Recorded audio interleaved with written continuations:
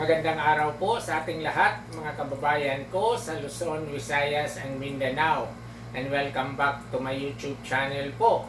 Sa araw na to, gusto ko naman pong ipamahagi sa inyo kung paano po ba gamitin ang isang analog multi-tester na gamit po ang ACV function. Ito po ay isang klaseng analog multi-tester po na binubuo ng test probe, positive test probe po, na isinasaksak sa positive terminal jack. Ito po, pula po to, positive, pula din po yung terminal jack nya, assuming lang po na sinasaksak natin.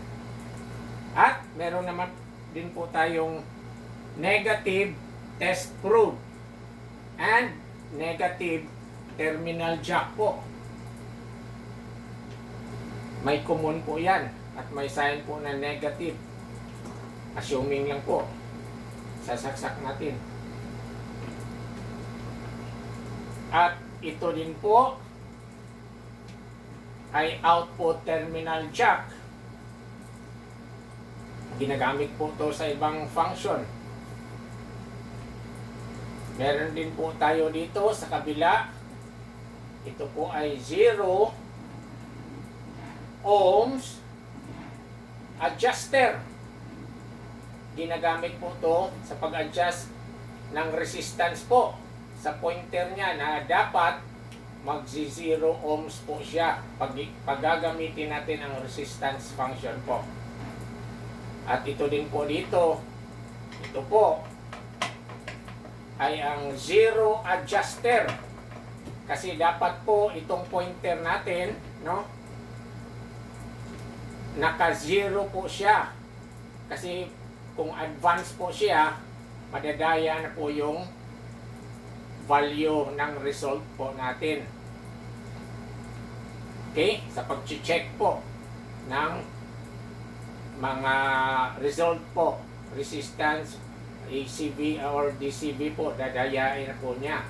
So dapat po iikot po natin gamit po yung Phillips screwdriver or flat screwdriver po. Dapat po nating i-zero yan. Ganyan. Okay? At ito pong part na to ay ang tinatawag na pointer po. Ito po ang nagpo-point, no, ng resulta or value po. And then pabalik po tayo dito. Ito po ang selector knob or range selector knob po. Ito po ang ginagamit. Iikutin nyo lang sa pagpili ng range po. At ang mga range po niya, aside from off, meron po tayong ACV or alternating current voltage. Ito po yung topic na i-discuss po natin ngayon. ACV, alternating current voltage. Meron ding resistance, range.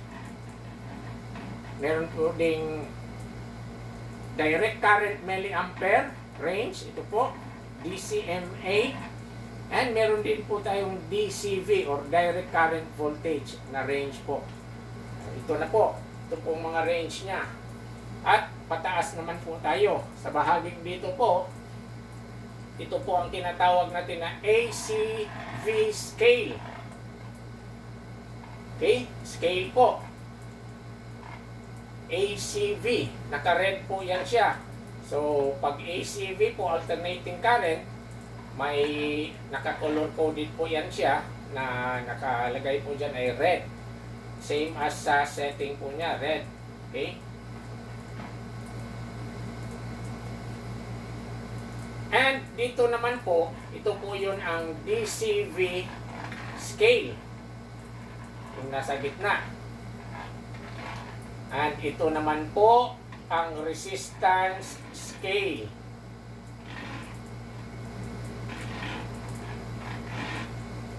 Okay?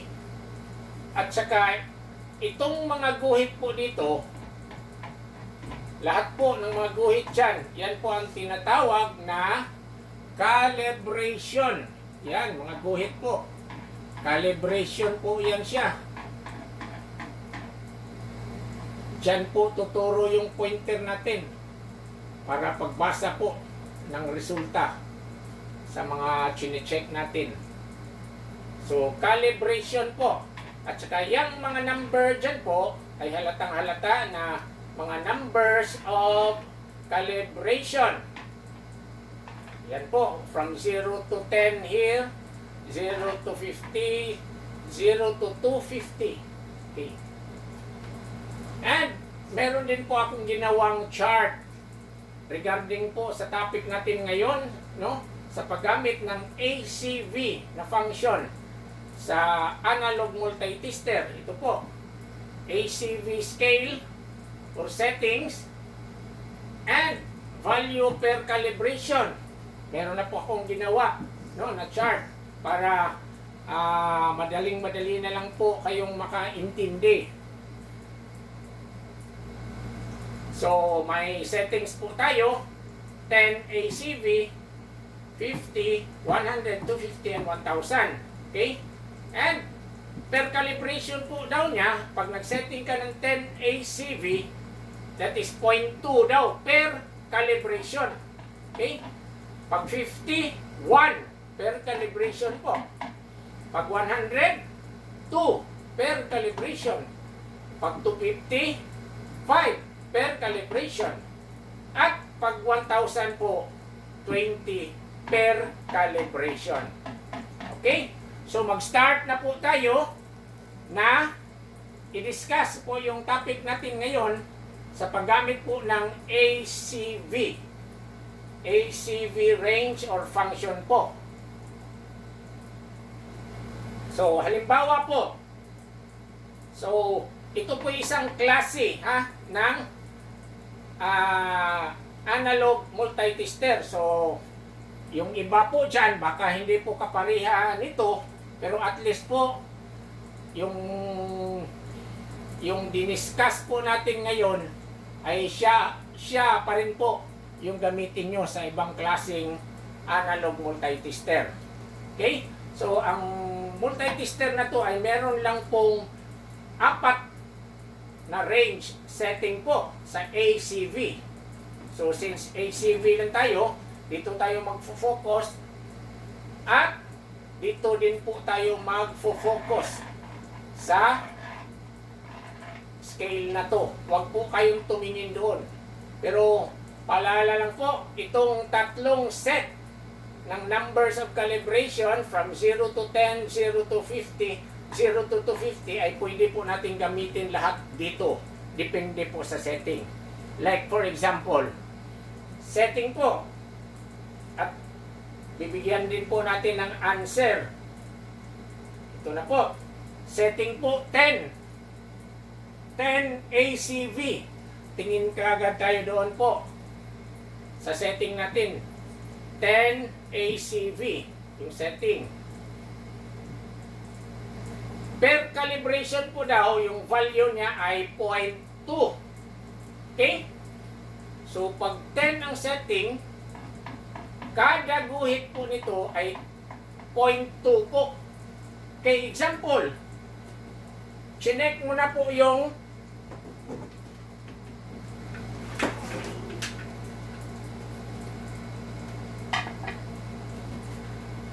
outlet nyo. No? For example lang, no? Kasi yung 10 naman po talaga ay napakaliit na voltahe na po niyan. So mostly po ginagamit po yan sa DCV. Pero since meron pong tester na may 10 ACV, so gagamitin na lang po din natin. No? Example lang. So ito na pong test probe natin. Sasaksak natin sa example lang po to kasi hindi naman po nagla-live yung ano natin, yung drawing na multitester. Okay, saksak na po natin dito. Nakasetting po 10 ACV. yung value of calibration niya per calibration is 0.2. Halimbawa po, yung pointer nag-point po dito. Yan po. So ano pong number of calibrations yung gagamitin natin? Since 10 po ang setting, maghahanap po tayo ng set number of calibration na from 0 to 10. Meron po ba? Meron dito tayo. 0, 2, 4, 6, 8, 10. So, gagamitin po muna natin yan. Ilalagay natin dito sa baba. Yan. Kahilera lang po sila ng mga numbers. So, hihiramin natin to. Ibababa natin dito. So, magiging 0, 2, 4, 6, 8, 10. So, focus po tayo dito. Sa bandang ito po. Dito po nakapoint yung pointer. From 2 and 4 po. Okay? So, 10 daw yung setting natin. Ilagay po natin yung 0.2 per calibration. So, 0.2 per calibration po. So, ilan po bang calibration? From 2 to 4. So, magiging 0, 2, 4, 6, 8, 10 to. So, 2 po dito. 4. Ilang calibration po ba? 1, 2, 3, 4, 5. So, 5. 5.2 po. 2.2, 2.4, 2.6, 2.8, 3. So, yung answer po ay 3 ACV. Yan po ang unang answer po natin. Sa setting po natin na 10 ACV. Tingin lang kagad dito sa chart po na ginagawa ko. Okay, balik tayo sa 0. Change po tayo ng setting. Like for example, nag-setting po tayo ng 50 ACV. Tingin po sa chart, 50 ACV. Per calibration po, value ay 1 po. Per guhit daw nito ay magiging 1.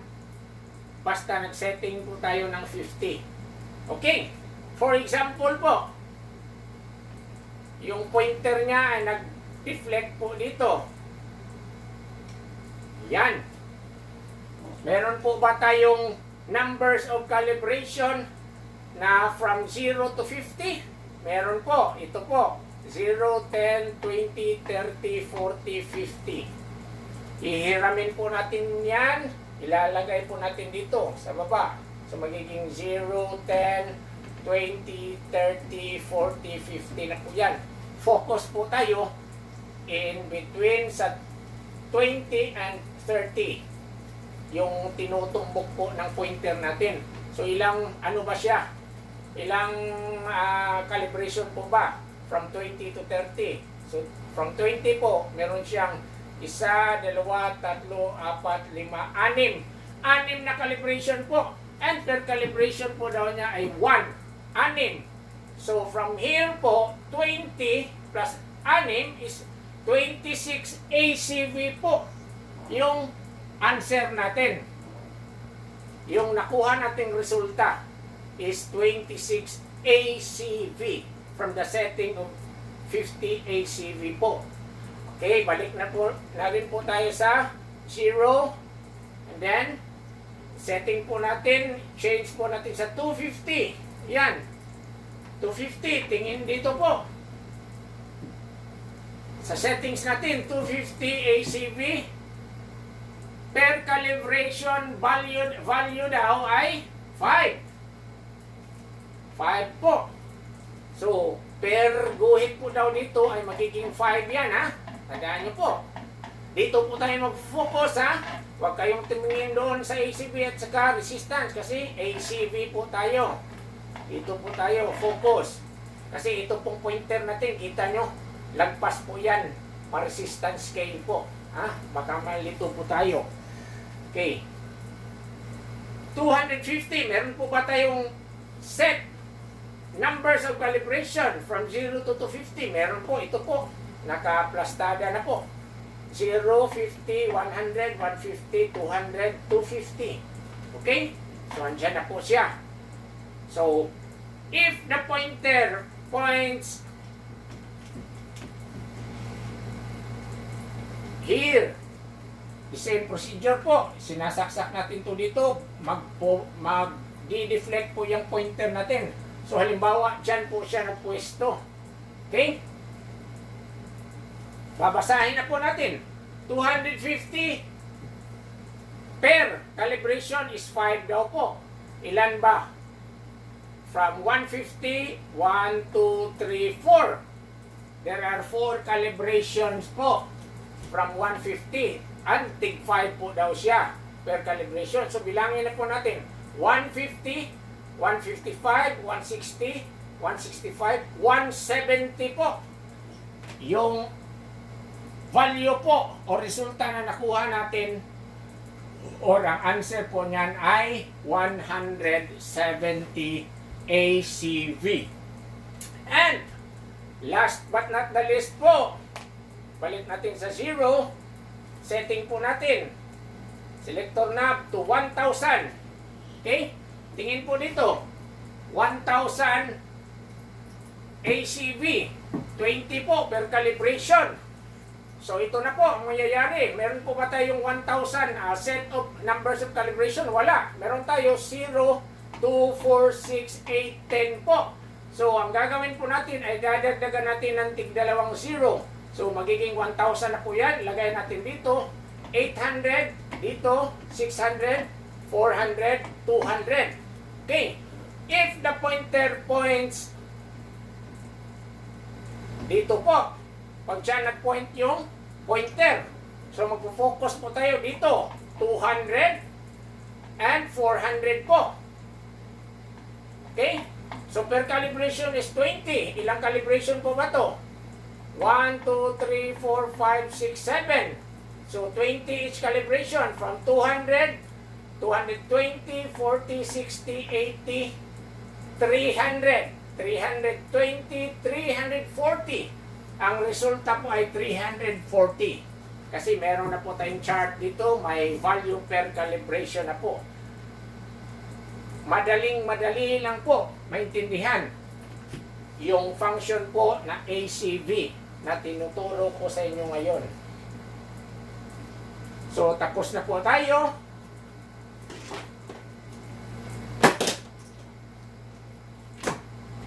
So mga kaibigan ko, maraming salamat po sa pagtutok nyo po sa YouTube channel ko at sa mga topic po na ini-discuss ko po sa inyo. Don't forget to like, share, and subscribe po at pakipindot na din po ng notification bell for my next tutorial video po. Maraming salamat po sa inyong lahat at magandang araw po. Sa susunod na video ko po, abangan nyo po ang function na DCV po sa isang analog multi-tester.